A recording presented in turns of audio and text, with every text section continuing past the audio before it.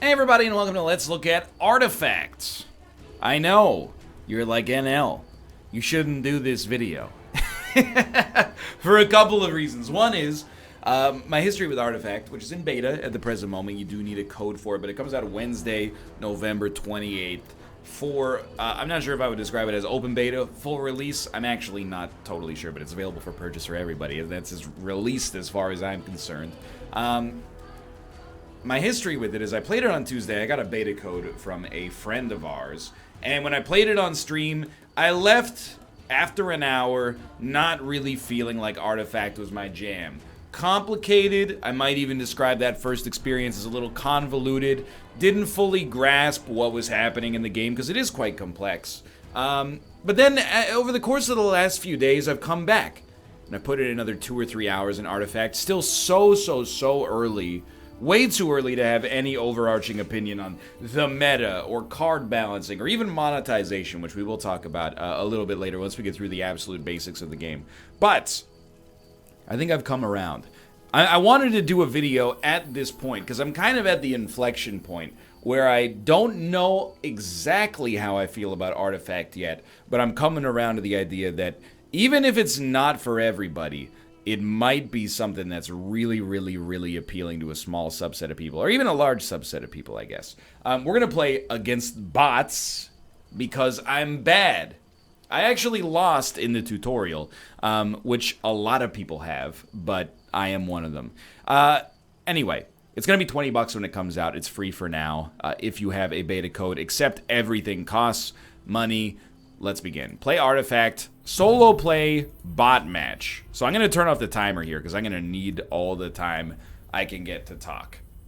So the game comes with, Call to Arms is an event right now. It's, basically it has pre-made decks that are, I don't know how good they are, but they're reasonably unified around a certain theme, like Death and Taxes is a deck. By the way, all these characters and all the mythology of the game is from Dota 2. If you are one of the 6 people on Earth that cares about the lore of Dota 2, I have 1,000 hours in the game, not in Artifact, in Dota 2. I'm not insulting any Dota 2 players. I just never in my life did I think to myself the rich universe of Dota 2 would produce a card game like this. If you're into that, and you're into these characters, there's a little bit of an extra reason for you to be here. But anyway, Death and Taxes is a deck that has a theme of, among other things, making a bunch of gold. Like, it's a gold-focused deck. Bounty Hunter, who is the second hero on the right side here, is a hero that gets gold when it kills units, especially heroes. And there's other cards that can buff the bounty. You use the gold to buy cards that you can then use to buff your own heroes. It does have a little, like, the trappings of a MOBA are abstracted onto the game to some extent, and you'll see that as we play. We're going to play Upkeep Killer, which is a deck that I've played a few times. This is a deck that basically, it plays things that are called improvements, which makes your lanes stronger. So you play an improvement that's like, do 2 damage to every enemy in the lane during the upkeep phase. So we're going to play this just to give you an idea, because it's the one I'm most comfortable with. And then I try to make the bots play a bad deck. There's still probably like a 50% chance we lose, but I'm hoping that like bot, red-green is weak. It's not part of the event, so I hope it's weak. And we'll boot it up here. Now, the first little bit of this video is going to be just an explanation of what's happening. Because I think I gotta lower the volume drastically. These are our hero lineups. You take 5 heroes into the game with you. Let me pause. Well, I can't pause yet, really, because important things are happening. Okay, now I'm going to Alt-Tab and I'm going to pause. Please. I'm going to explain what's happening because I think that the prevailing wisdom about Artifact, and this is the way that I had thought of the game in the past as well, is that it's too complicated to understand what's happening. And it does have a period of things being very tough, because it's like an order of magnitude more complex, even just visually, than something like Hearthstone. The way you could abstract it, to some extent, is that it is like Hearthstone on 3 different boards. So every single board is kind of its own game state. And this is a lot to wrap your head around the first several times you play, to be honest with you. How do you win a game of Artifact? Relatively simply. Every lane has towers. If you do 40 damage to the enemy tower, it breaks and exposes an ancient. The way you win is you either destroy 2 out of the 3 enemy towers, so you gotta win 2 lanes, or you win 1 lane so handily, you destroy the tower and then you do 80 damage to the ancient and kill it. So there's 2 win conditions. I have never seen an ancient win. I'm sure they exist. I have only seen, basically, if you win 2 out of 3 lanes, you win. Now, how do you play? It's actually not that hard to understand the very basics of how you play, because it's a card game. You probably played them before. That sounds patronizing, but I don't actually mean it that way. It's like Hearthstone. Every turn, you start with X mana, and you have that same amount of mana across all boards. So we could spend 3 mana on this board, and then spend 3 mana on this board, and then spend 3 mana on this board. Every turn, it goes up by 1. The only kind of funky thing to learn, well, 2 funky things. One is units attack either straight ahead, or sometimes if there's nothing in front of them, they'll attack to the left, or they'll attack straight and hit the tower, or they'll attack to the right if there's an enemy there, because enemies get placed at multiple different locations. There can be gaps in the middle, as you'll see.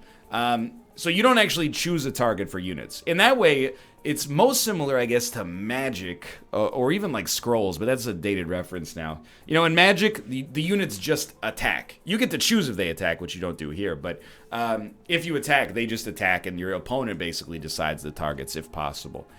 The other thing is, each hero has a color. So there's green heroes, black heroes. We should have some blue heroes. Yeah, there's a blue hero, another green hero, and red heroes, and there's other ones as well, I think. But you need to have a hero of the corresponding card color in order to play that card. And that's all I'm going to say for now. After that, we're going to just start playing cards. And you go back and forth. So I play a card, opponent plays a card. I play a card, opponent plays a card. When I decide I'm done, I hit this, they get initiative, they hit that, and everything resolves. So let's see right off the bat. This is an improvement, Unsupervised Artillery. Deal 4 damage to the enemy tower. May only be used if there are no unblocked enemies. Okay, so we have to use this in a lane in which we're doing okay. No unblocked enemies. Wait, no, I have it backwards. See, I'm dumb is the other thing that you need to know about this. So if we're blocking all enemies, we can use Unsupervised Artillery. Okay, so we play this in a lane like this one, for example, and then we could do 4 damage to the enemy tower with a 1-turn cooldown, which is pretty good. So I think that that's actually where I'm going to start here. So let's play that. And we can play it in any lane, but I'm looking at lane state. Middle lane also looks great for us right now, so far. Left lane is like, this looks like a tie to me.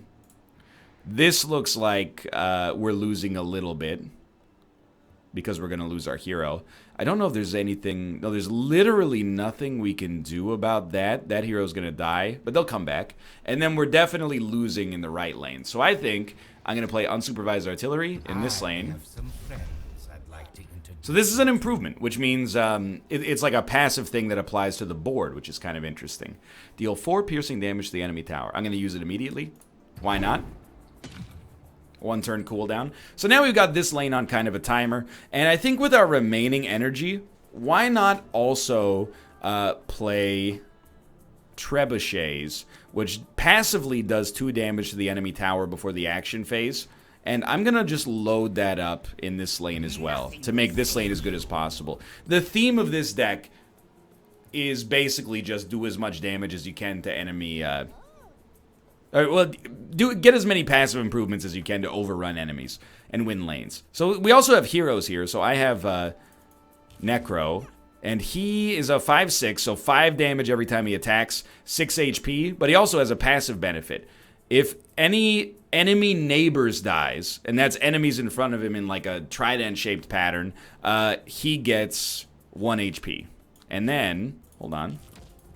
Heartstopper Aura. It's a spell that's included when you put him in the deck. So if we play this card, it modifies a black hero with deal 2 piercing damage to this hero's enemy neighbors before the action phase. So it just passively works the enemies down. Now I recognize it's a complex game because it's 10 minutes and we haven't even finished our first turn yet. Let's move on. Alright, so nobody dies, but next turn, everybody dies for now. This turn, we literally have nothing we can play. And that's a pretty common thing early on, and even later, especially if you have no heroes in lane. So, there's a Darkseer versus my Venom. He's going to destroy me. I'm going to do 2 damage. Oh, wait, sorry, this is Venomancer. Summon a Plague Ward in a Venomancer's lane each deployment phase. So he's not going to get to activate that reactive ability. My hero's going to die. He's going to get some gold. I can't play anything because we don't have enough mana. He gets 5 gold for killing the hero. Alright. He plays Heroic Resolve. That way, you can kill more people. Modify a red hero with, after you play a non-item card costing 2 or less, modify this hero with +2 health. So every time he plays a card, this hero is going to get tankier. I also can't play anything else this turn. Oh, no, never mind. That's your reactive ability. My mistake. We have Zeus in lane. Every time he casts a blue spell, it does 1 damage in a V-shaped pattern, or W-shaped pattern, I guess, outwards, but we can't play anything, so this turn just resolves. He's going to play something that looks like, never mind. Alright, so round 1. Left lane's looking okay, other lane's not looking so good. With no gold, we can't buy anything. So, we're just going to let this pass by. But, you know, if we had gold, we could buy one of these cards, or perhaps multiple of these cards. They don't cost mana to play. They cost gold to buy them. So you buy them, then you can play them on your heroes whenever you want without having to actually pay the mana cost for them, which is amazing. It means that it's much like a MOBA. You can have a hero that gets like super fed because they've got a bunch of items on them, and that hero can dominate a lane. Now, even if you kill that hero, they respawn with their existing equipment. So this is another thing that's a little bit confusing for a lot of people, myself included, when you play Artifact. This deployment phase, every turn you get 2 creeps. They get distributed randomly across your 3 lanes. So there's going to be 2 creeps in this lane, which sucks. I think I've just accepted this lane doesn't look good right now. 2 enemy creeps. And we get 1, and we get 1 in this lane. So we get to choose where we're going to put Ogre Magi, who has a multicast ability that can refund some of our cards after we play them. Not refund, but bring them back to our hand. So, I think we have 2 choices. One is to put Ogre Magi here, and one is to put him here. We're going to abandon the right lane, more or less. I think that we are going to put Ogre Magi in the middle lane, because our left lane has the ability to do 4 damage thanks to our improvements. And we'll see, he puts, I don't know this hero. Is this Bristleback? He put Bristleback in the left lane. So the left lane's going to look a little spotty. And because we have blocked enemies, we actually can, like all enemies are blocked here because of the way that his pathing worked. That was our trebuchet. We can use Unsupervised Artillery. And I'm going to use that immediately. And there's a couple of... Remember, it does 4 damage. How would I like to use this? What a great question. I think no matter what, Necro is going to die. So I think what I'm going to do is... First, I'm going to use Keenfolk Turret. And it's going to make this lane... we might be better off even having it in the... Yeah, you know what? I'm actually going to... With improvements, some of them you can play in any lane. So I'm actually going to play Keenfolk Turret in this lane. And then, every turn, this can deal another 2 piercing damage to a unit. It taunts. Choose a combat target for it. Excuse me, you're no longer... I can't use this anymore because... Wow, he's done it. I should have taken you. I should have used my ability first. Okay, dude, the AI is ruthless. So we can't do anything now. We don't have any mana. And what's going to happen? Basically, he played a card that allowed him to change. As a result of taunt, it changed his positioning, I think. And now your Drow Ranger is unfortunately going to live. And our left lane is going to look like a freaking nightmare. And he fully healed his Drow. Ugh. Left lane looks real bad. Well, what more of a Northernlion-y way to start a video than losing to the AI is there? Was that a real sentence? So I think there's a couple of different ways we could look at this. Left lane looks real bad. We won't be able to play that. We could try to get back into that lane by playing heroes there when we get a chance. Or, well, there's 3 different ways. We have this card. This is the only card we can play. Summon 2 Plague Wards. Plague Wards deal 1 damage per turn to a neighbor. Do I want to use that right now? Or would I rather use it here? If we use it here, it'll deal 1 damage to more units and maybe stabilize this lane. Like, this lane doesn't look too bad. So I think I'm going to start. I know there's a 25% chance for the multicast. 2 piercing damage to a unit. I'll tell you what. Let's ice this guy so one of our creeps lives. And then we're going to pass and see what he does. Nothing. Okay, we lose a creep, but we start to do damage to the tower. And then in this lane, we're going to try to stabilize. The money's good. What have you done? There's no one. Spend all your gold. Oh, so this is another gold-focused deck? Modify Mercenary Exiles with plus X attack and plus X health, where X is half the gold spent. And then your active ability. Spend all your gold. Oh, you can do it multiple times. Wow. Well, we're going to send some Plague Wards out anyway, and that's going to do 1 damage to all units. Our Plague Wards are going to die. Maybe we would have been better off saving them. I don't know, okay? I'm in the infancy of my artifact addiction, and I'm working on it. Equipped hero has +1 armor. Do we care about it? Not right now. I'm going to save my golds. We don't have very much of it. The bot has a ton. All right. So we get Tinker. Tinker can come out here with a 7-5. Without a doubt, we absolutely have to stabilize mid and right. Let's put Venomancer here. And it doesn't matter. It'll put him wherever it sees fit. And we'll put Tinker here. Tinker, I mean, he's just a strong hero with relatively low HP. So then it'll distribute those cards in one of those 2 positions each. Good. Venomancer did not end up immediately getting hit. I know it's a lot to follow right now. You just gotta trust me that it'll make sense eventually. So in this lane, we can't play anything yet. Let's see if we draw. Oh, we can't draw anything that'll do anything. We're still doing damage to them, ever so slightly, because of our artillery, but we can't play unsupervised artillery, or because of our trebuchets. We can't use unsupervised artillery because they have unblocked enemies, so we're basically just surrendering left lane. Every time we hit this tower, it'll hit us for 2. That's what 2 retaliate means. So they're stabilizing mid lane a little bit. All equipped heroes have +2 attack and +2 armor. Why did I choose an amazing deck for the AI to have? What are you doing, man? It's just that you're playing too many cards. Good. Oh, no I kidding. want to be around as long as I can. This is what happens when you give them a gold advantage early. They're getting fed. So, if you're watching this, and you might be, and you're going, I have no idea what's going on, you're not alone. Hold on a second. I have an idea. I want to kill this Darkseer before he kills my creep. So here's what I'm going to do. I'm going to use my Keen Folk turret to do 2 damage to you. And then I'm going to see how he responds.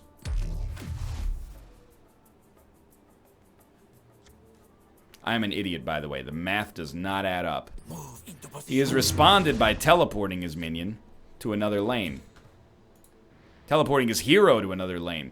I'm going to be real with you. I think we're going to lose. But I'm working on it, okay? Middle is going to be set. We're then going to follow this up. We're going to do 2 damage to each enemy. This will ensure that Darkseer dies, which is great news for me. And we're going to control this lane. But we got to stabilize the right lane. Things are looking real nasty. It's another creep. Get out of here with that. So here, we're going to start with a Conflagration. And we're going to try to stabilize the lane by doing 2 damage to every enemy before each turn. Fortunately, or unfortunately, I should say, doesn't help us very much right now. But maybe next turn we can get in there. Good lord, this is looking bad. I'm actually now looking at like the left side, and I'm like, maybe we can make something happen there. Equipped hero has +1 armor. Equipped hero has +1 armor for each of its attackers. Drawing a card also seems pretty nice, but let's just take this because I think we're going to lose anyway. We could probably fit in a second video here to kind of demonstrate how the game works to a greater extent. I don't know, man. I think, which lane do you think is worse right now? I'm going to suggest that actually our right lane is worse. So I'm gonna put Necro over here, especially because we got no creeps. Again, I didn't really finish my train of thought. But if you're watching this and you're like, I don't have any idea what's going on at all, you're not alone. I promise you that. Please tell me you're attacking me. Lovely. Okay. So I gotta kill one of you first. And please tell me I have initiative. Pardon me. Say goodnight. Granola throat. I still have not finished my train of thought. If you're watching this and you're going, I don't know what's happening, you're not alone. It took me, honestly, like a few hours of playing to start to even understand what to look for instead of just randomly playing cards. I'm just thinking about what to do here. I'm gonna kill a creep. Oh, it attacks the tower, you idiot. Of course. Why is Drow Ranger so strong? Anyway, our tower's taking no damage here, which is really nice. But what on earth are we gonna do in order to stabilize this lane in the future? I have no idea. This will keep it alive because it gets +1 armor and then plus another 2. I will not be which is incredible. Please don't put it on you. Good. And then you can play trebuchets. Relentless Pursuit. Relentless Pursuit moves our unit to another lane. But there's no way we're stabilizing left lane. And middle lane's already good, so we definitely do not play that. Just play trebuchet and then, I don't know, dude, race them. Hope for the best. But this still sucks pretty bad. And I think it's a pretty normal reaction, sincerely, to look at this. And I'm not being sarcastic at all. I think it's a pretty normal reaction to look at this and be like, you know what, F this. Like, this game's too complicated for me. I can't handle it. All I can really say, and dude, I really wish we played that earlier Conflagration over here, but all I can really say is that once I started to play enough, and I just, once I accepted in my heart of hearts that I was gonna make a lot of mistakes, and I allowed myself to do that, my life has become a lot easier. And I found myself enjoying the game way more than I was in the past, to the point where I'm like, dude, maybe this game is actually extremely good. But I don't know if I'm there yet. I'm trying to get there. I don't know if I'm there yet. Hold on. So we're going to abandon left lane. No question about it. I'm going to play Relentless Pursuit. Choose a unit in another lane. We're obviously going to choose one of these units. Deal 3 damage and then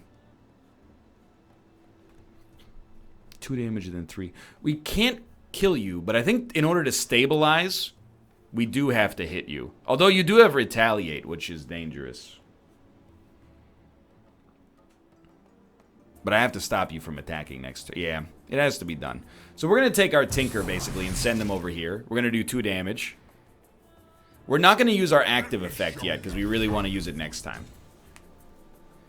If you just allow the game to wash over you and just go, okay, I don't really get it right now except for it being 3 Hearthstones happening simultaneously, that's okay.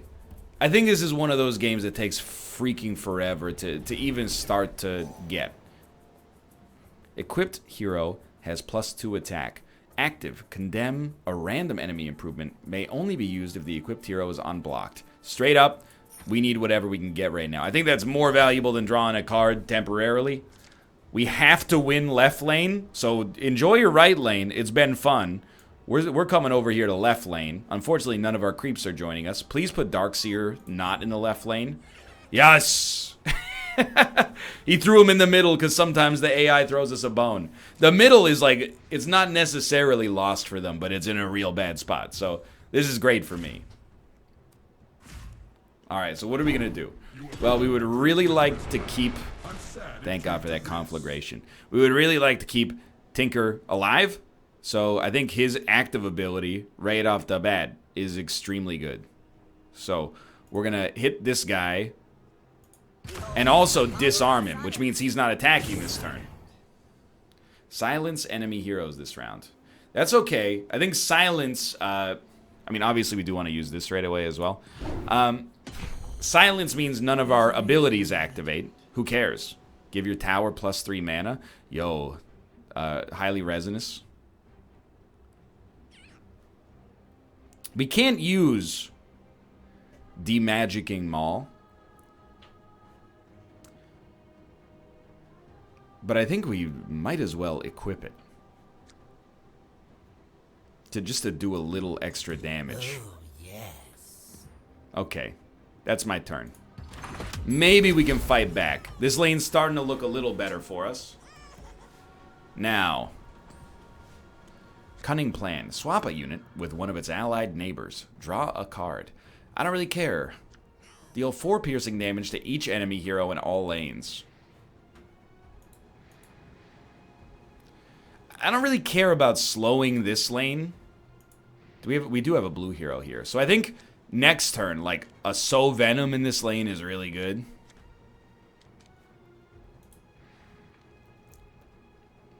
So if that's the case, you know what? Let's use Thunder God's Wrath. Maybe we'll be lucky enough to have the multicast. Did not work. 2 piercing damage to a unit. Still might as well be you. And then you're just going to let that hero die. So we're still winning this lane pretty nicely. And then this lane is just dead. I'm actually worried, and this is making it so maybe the Conflagration is not that bad, but I'm worried that they're going to kill my Ancient, something I've never seen before. I literally can't play anything in that lane because we have no heroes enabling our cards. The Shield of Aquila. Ooh. Give it to me. I don't even need to read the other cards. Mostly because I don't know what they do anyway. 2 creeps here. Lovely. Okay, and mid's looking great. Left is looking fine. What do we do? Well, we're probably going to Sow Venom left just to keep it steady. I actually think we're going to win now. Deal 1. Okay, right. These are improvements. The end is coming. So if we play Cunning Plan... Oh, you're not going to die from that. But we're looking pretty strong here. So let's start by dealing 4 damage to the tower. Silence enemy heroes. Annoying, but not the end of the world. Oh, it means I also can't play... Alright, fair enough. I'll pass then. It means I can't play any of my cards, because, I don't know, maybe they become colorless if they're silent? I don't know. Anyway, nobody's dying here. Although with armor, I'm like, +2 armor. Equipped heroes, allied neighbors have +3 armor. You know what? Enjoy it. Enjoy that armor. Keep yourself alive. Stay healthy. Left lane still looking good. Getting that bounty. We're starting to outpace them on gold. This lane. These guys are all dying, which is hilarious. They're dying because of the retaliate from the tower. We should have equipped the Maul here to condemn an enemy improvement. But let's... I mean, we got mana. 1 piercing damage to each enemy before the action phase. Dude, for real? We gotta slow this lane down. So I'm gonna play these improvements over here.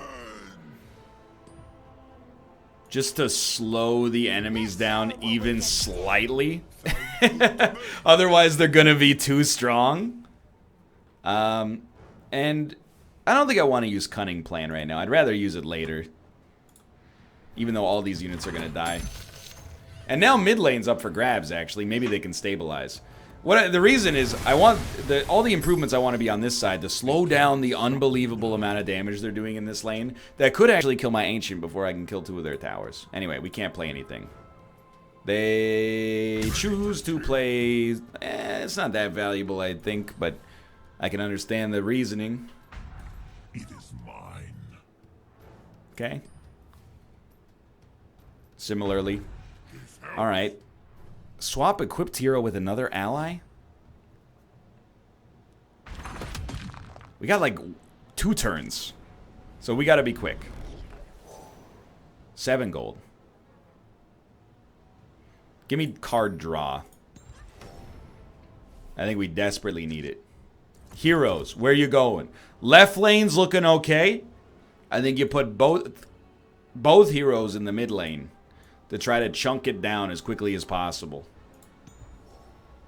Okay, and they're going to try to split the difference. That might be their downfall, or it might save them. Who knows?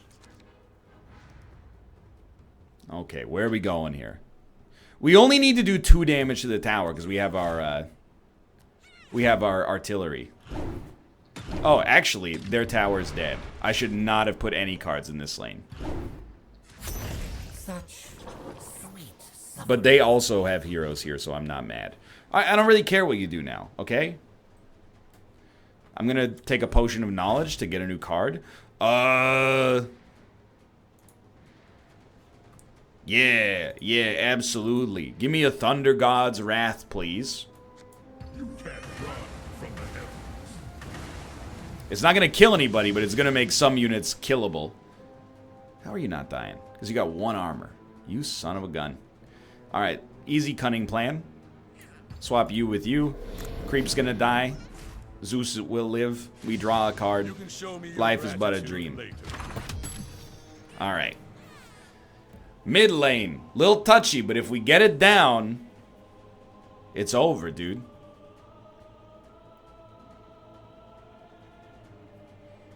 Two damage. 2 piercing damage. Is there any way I can kill anything else? I don't think so. Conflagration doesn't activate till next turn.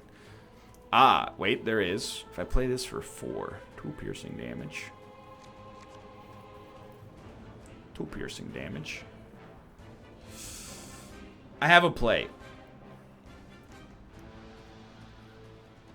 It goes Keen Folk Turret. Another invention, courtesy of the key. Check this out. Hit him. Hit him.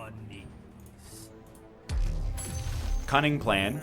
Let the toxin flow through. And we're gonna swap, and all of a sudden, Tinker's sneaking 7 damage through. You picked a fight you can't win. And then we're gonna do another 4 damage as well. And look at that, what are you gonna do? You're done. You've decided to lose. What a foolhardy decision on your behalf. Okay, that's Artifact. Did you catch all that? I want to go back to the menu briefly because I want to mention when I played it on screen, or on stream, I should say, I was overwhelmed by the complexity. I'm reading chat. You got 15 seconds to make a decision, or you got 30 seconds to make a decision, every single decision in the game. You got 3 boards to pay attention to. Your opponent plays a card. You've never seen it before. It pops up. It goes to the top right. You're reading it. A voice in the back's going, 15 seconds, 15 seconds. And you're like, just play whatever. This is a game that requires an upfront investment. You need to play a decent chunk of it just to understand what the cards do, the theme of what your deck's supposed to do, even just the mechanics of the game in order to understand what's happening. But I will say, I mean, it's a little ridiculous to say like it's complex because you have to understand the mechanics. But all I mean by that is the mechanics are a little different than other TCGs and CCGs, so you got to figure it out. And I was guilty of thinking the first time I played that it was complex just to be like, we're Hearthstone but tripled. I was wrong. I actually have come to enjoy the fact that Artifact is essentially 3 boards of three different games happening simultaneously with a little interaction that happens between them. Because it means if one board goes wrong, you know what you're doing. You're focusing on the other 2. It also means, swings can happen, at least from what I've seen so far, admittedly only in games against the AI. Like you saw right there, we thought we were screwed, and then one of the lanes became completely wiped, and we were able to sneak in and get a victory against AI that was probably designed to make me feel good. Either way, I'm very happy with my gameplay recently over the rest of Artifact. Not with my skill, but I've found it enjoyable, and every turn being like 3 different card puzzles, it feels uniquely satisfying. There are concerns about Artifact. $20 upfront cost. Not ridiculous, I would say, but most games of this style, they choose to embrace one of 2 archetypes. One would be pay now, free later, cheap expansions, cheap packs, free entry into events. You just get all the cards by buying it. That's a little rare, but I'm sure it has happened. The other one is kind of the Hearthstone, Magic the Gathering Arena, MTGO style, which is free, but then, well, I guess MTGO is like, isn't it $10 to buy? You need a Magic the Gathering account. Anyway, it's been a while since Arena's out, but it's free to get the client, and then pretty much everything else costs money. Boosters cost money, event access costs money. Artifact is kind of straddling the line. It's $20 to buy, and then on top of that, packs cost $2 each. Event tickets, which we have a few of just because you haven't used the ones that we got for free, from activating the game, I should say, not from playing against the bots. You know, event tickets cost money. You do get to keep the rewards from events as far as I'm aware. But, I mean, still, you're potentially spending a bunch of money at both ends here. Now, if it were free, I would still think that probably people might find the monetization a little aggressive. I know there's been a pushback. As a result, Valve has added a mode that I have not played yet called Phantom Draft, which is free and is basically like a practice mode where you draft cards, but you don't get to keep the cards after you draft them. But you do get to play online, and I don't know if you get other rewards as a result of it. So they're responding a little bit, but there are still concerns about the monetization. I think the monetization concerns are fair. I'm kind of taking a two-pronged approach to this video.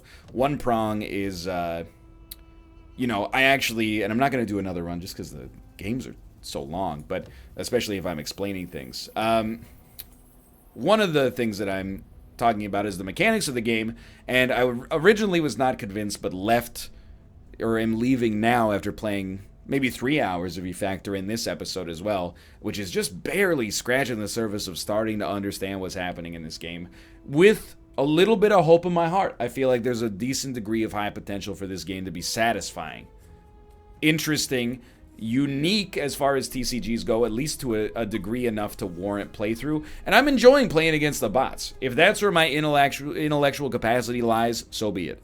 Now, the monetization I have not engaged with. It's a separate aspect. I'm kind of taking a wait-and-see approach to see how it comes at launch. And on top of that, I don't want to pay money yet because I'm going to lose. To thine own self be true. I'd rather beat up on bots for now, and I'm having a good time doing so. So it's a weird let's look at. I'll level with you. I'm looking at Artifact, and I'm going, how do I feel about it?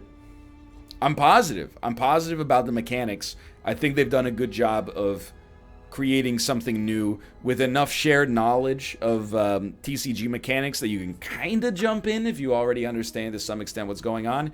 But then there's a little part of me that's like, there's still some complaints, or at least some misgivings, and we're just going to have to see how that goes at launch. I will say, I actually like that unlike MTGA, you can go on the Steam Marketplace and buy cards. My hope is that instead of leading to a speculative bubble where people are selling, you know, a Juggernaut for $800, my hope is that it means you'll be able to buy at least the commons you need for your deck at, you know, for pennies each without having to resort to what you have to do in MTGA. Well, MTGA is pretty good about it because they give you wild cards now, but, you know, previously you would just crack packs, and Hearthstone definitely does it this way. You just crack packs until you get to the cards that you want. In theory, this allows an economy that, dare I say, is kind of like paper magic, where you can just go to the store, and if you need commons, you just go, okay, here's 50 cents, and they give you the 4 commons you need.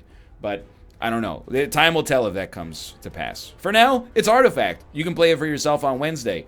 I hope I've given you a little bit of an understanding and an approachable way to interface with the game that is admittedly complex at first glance and continues to be complex the more I play. I start to grok it a little, but there's a lot to learn still. Check it out.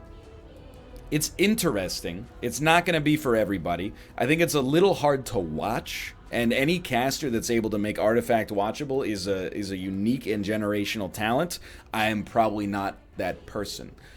Either way, I hope you've enjoyed the episode. If you did, click the like button. Helps out a great deal. Of course, subscribe if you want to see more in the future. I'll put a link to the store page for Artifact, which will not be live until Wednesday, November 28th. But for now, thanks for watching. Follow me on Twitch if you want to be notified I want to go live in the future. Twitch.tv/Northernlion. Like the video if you enjoyed it. Subscribe.